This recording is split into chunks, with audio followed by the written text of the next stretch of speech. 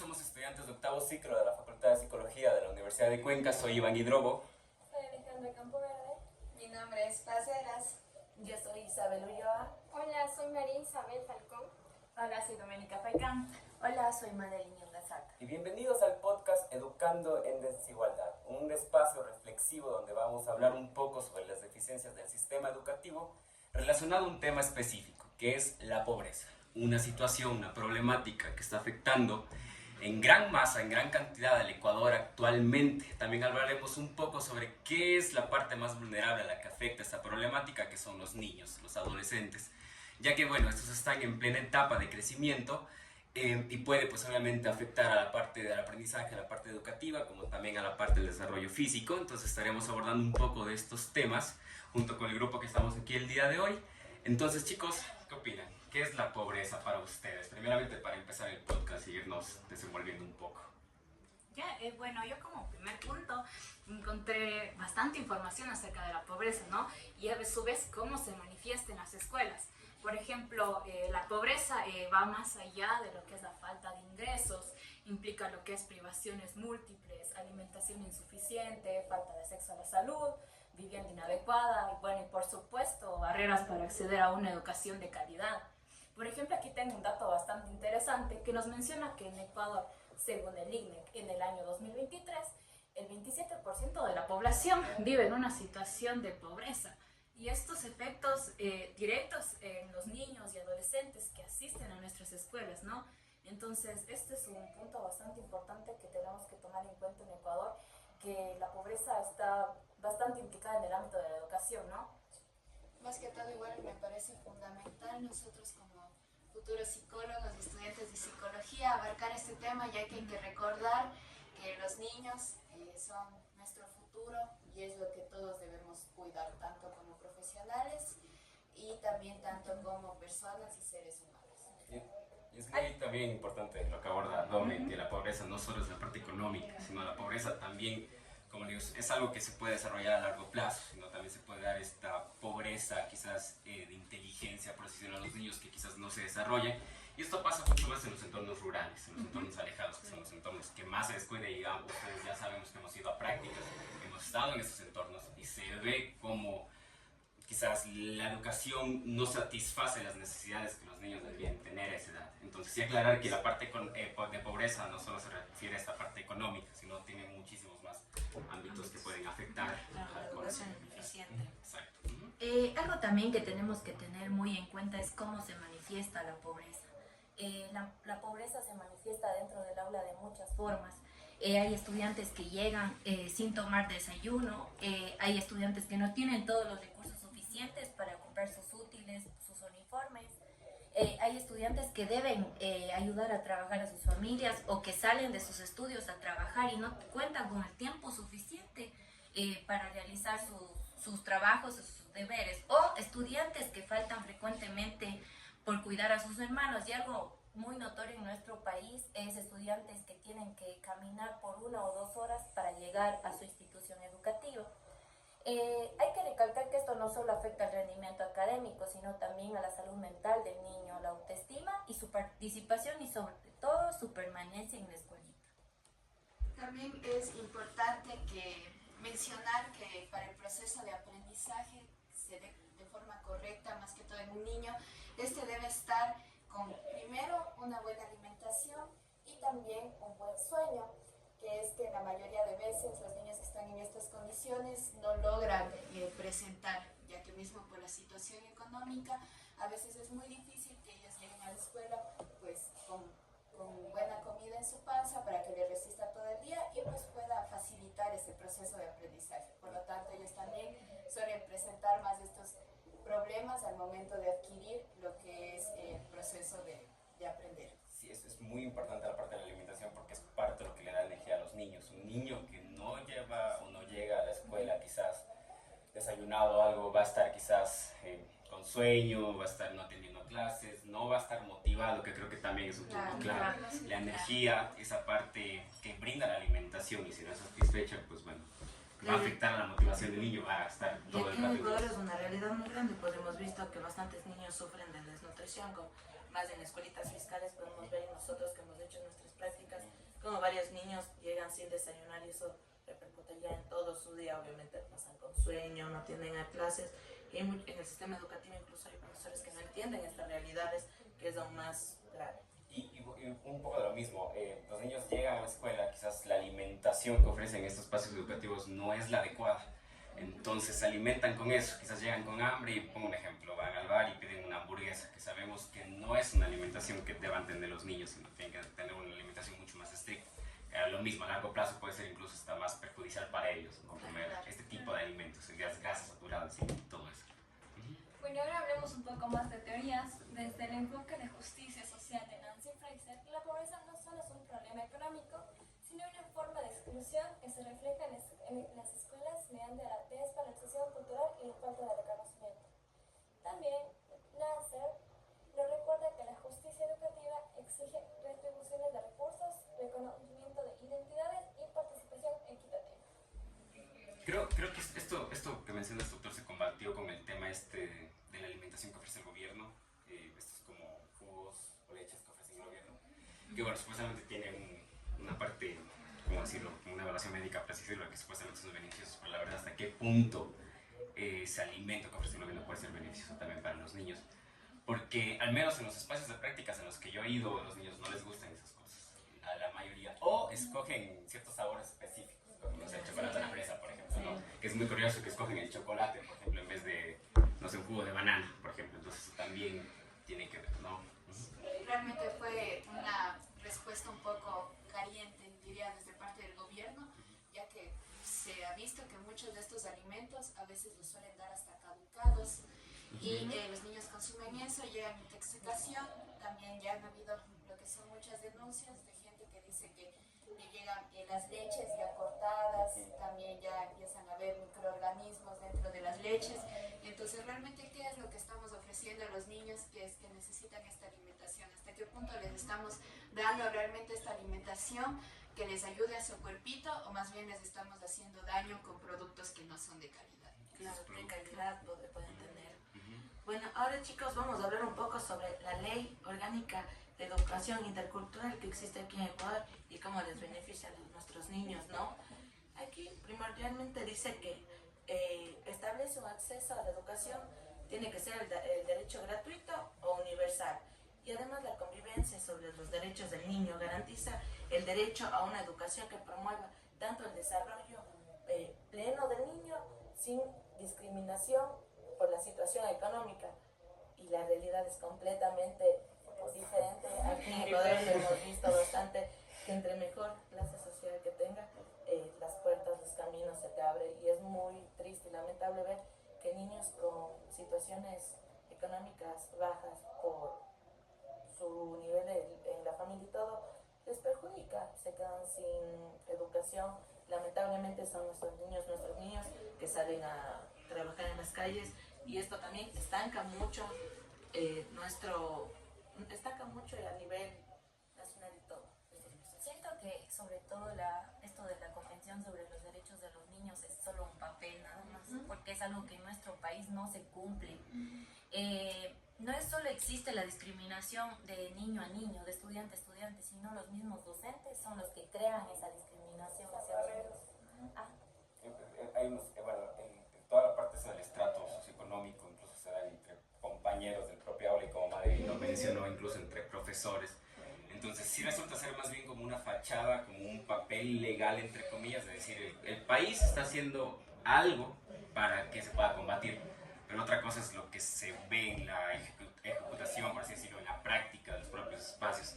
Cómo controlan los espacios rurales donde los profes quizás mencionan a los alumnos que, no sé, se van de viaje a ciertos lados, o que, no sé, se compraron un carro, que yo tengo esto, tú no tienes esto, incluso también entre los propios estudiantes, que hacen también las instituciones educativas, los directores y todo eso.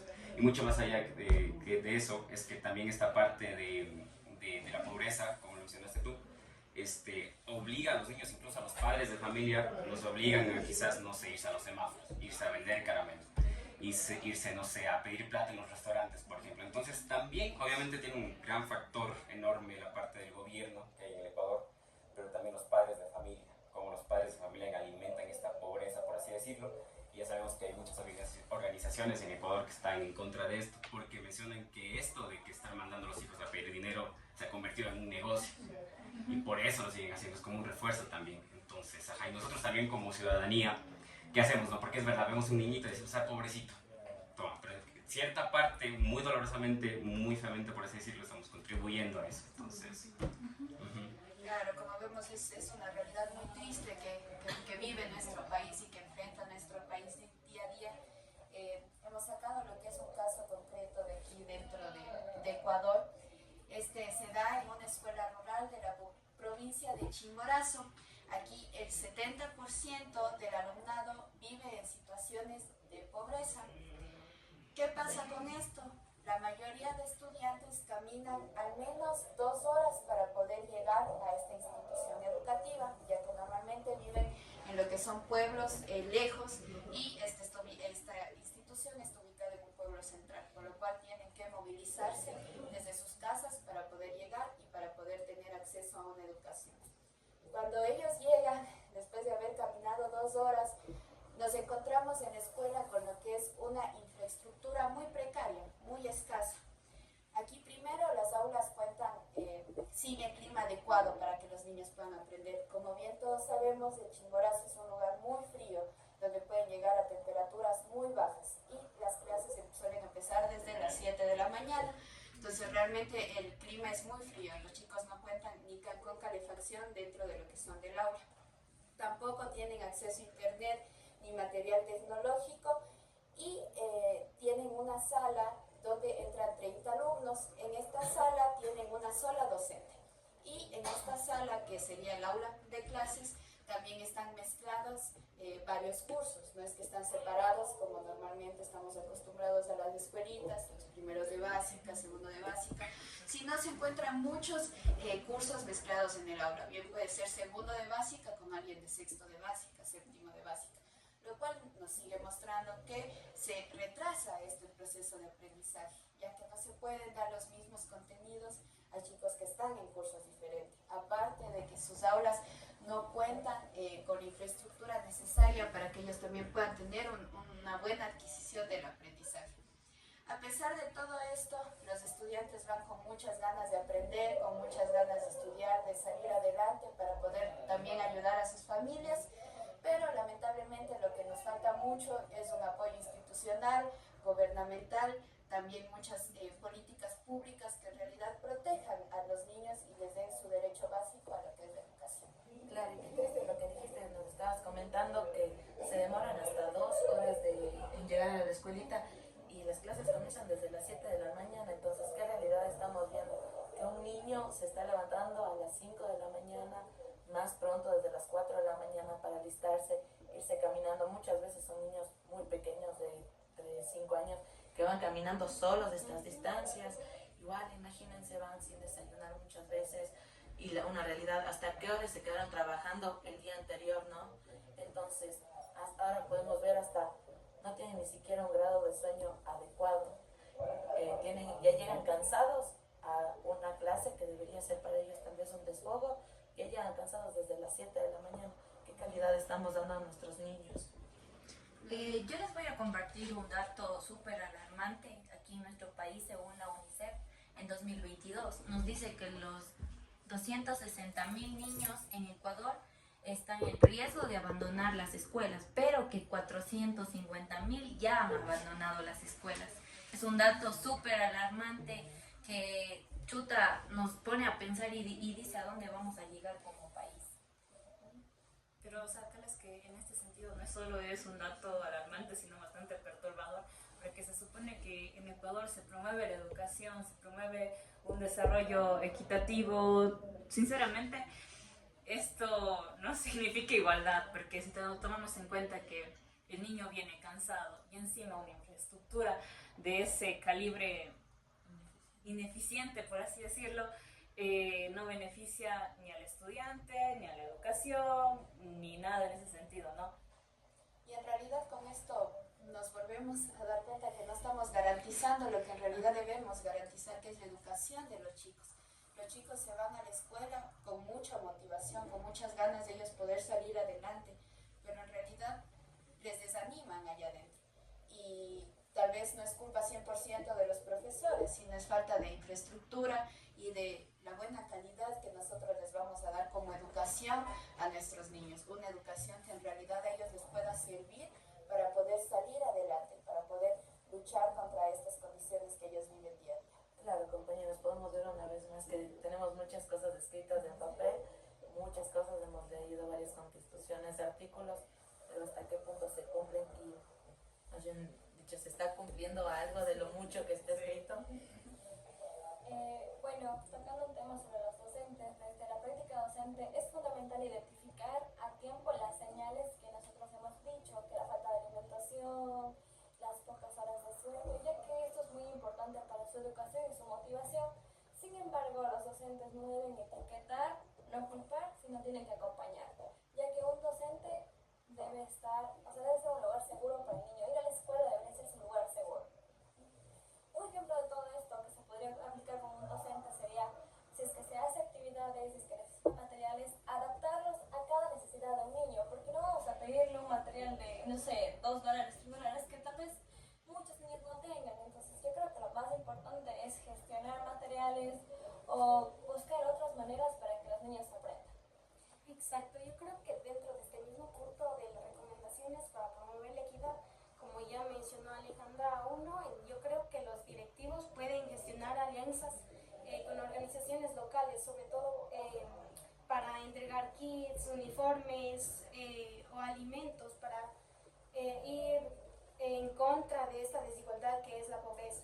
También creo que pueden promover a través del uso de espacios escolares como los centros comunitarios, que en las comunidades existe este gran apoyo de las comunidades, sobre todo en la educación.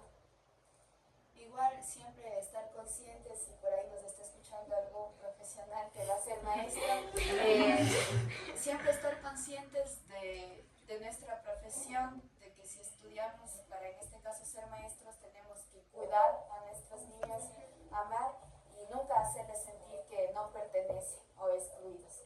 Entonces, como ya mencionó aquí Ale, es siempre importante que no etiquetemos, sino que más bien los chicos se puedan sentir acompañados y nos puedan llegar a ver como un lugar seguro más que una persona que les puede llegar a juzgar por la condición que ellos están viviendo. Sí, de hecho es bastante interesante este punto porque las instituciones en sí se basan en lo que es incorporar un enfoque inclusivo, y esto lo recalca la UNESCO en el año 2020, ¿no? Donde garantizaba que, bueno, la pobreza no sea una barrera para aprender, ¿no?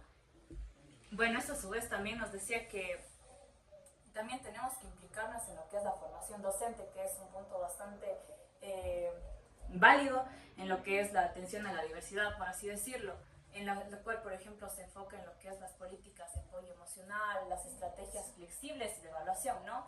Y a su vez, por ejemplo, no debemos olvidar la voz del estudiante, como ya sabemos. ¿Por qué? Porque el crear espacios donde niños y niñas puedan expresarse y a su vez, por decir, participar en las decisiones escolares, es clave, ¿no? Para lo que es construir una educación con equidad. Y por ejemplo, aquí yo encontré una hermosa frase, la cual nos dice: la equidad no es dar lo mismo a todos, sino dar más a quienes más lo necesitan. Entonces, eso, pongámonos a reflexionar un poco y digamos, ¿qué estamos haciendo, no? ¿Qué está haciendo el país por los niños, por una educación? ¿Qué es lo que queremos dar? Así es, como ya hemos tocado en todo nuestro podcast y estos minutos que hemos venido conversando de este tema, la pobreza en el ámbito educativo no es un tema que se puede ignorar, no es algo que se puede tomar como un tema aislado. Es un tema muy importante en los que todos debemos ser conscientes y es una realidad que existe y a los que muchas personas se enfrentan. Y nosotros como profesionales de la salud mental también nos vamos a enfrentar mucho tal vez a pacientes que estén pasando por esta situación, ya que igual hemos realizado nuestras prácticas en el DESE y tal vez ya hemos estado cerca de chicos que pues vemos que están pasando por una situación difícil. Hay en nosotros, en nuestras manos, ayudar y poder dar un poquito a esta persona de apoyo, tanto emocional, dentro del colegio, para que se sienta cómodo y tampoco se llegue a sentir excluido, ni por parte de lo que son las directrices del colegio, ni de sus profesores, ni de sus compañeros. Más bien que sienta que el colegio es el lugar en el que es mejorar un poquito todo lo que está pasando, poder dedicarse a estudiar y ver otros temas. Asimismo, hay que estar conscientes que cada rostro, cada historia nos llama a actuar. Tal vez porque no estemos tan cerca de esta realidad no significa que no exista. Es una realidad que está muy presente y si está en nuestras manos el poder ayudar, pues siempre con un granito de arena más que sea. Asimismo, la educación puede ser una herramienta de transformación social, pero siempre y cuando nosotros logremos que en esta educación nadie quede atrás. ¿Qué es esto lo que nos quiere decir? Que todas las personas puedan llegar a acceder a esta educación. Sí, y ahora queremos, por último, decir que desde el aula, desde la dirección, desde las políticas públicas o desde nuestras comunidades, aquí los chicos de los que nos están viendo, todos tenemos la responsabilidad de hacer de la escuela un lugar seguro, digno y justo para todos los estudiantes y nuestros niños. Gracias por acompañarnos en este episodio, porque una educación con equidad empieza con reconocer las desigualdades, pero no termina ahí. Ningún niño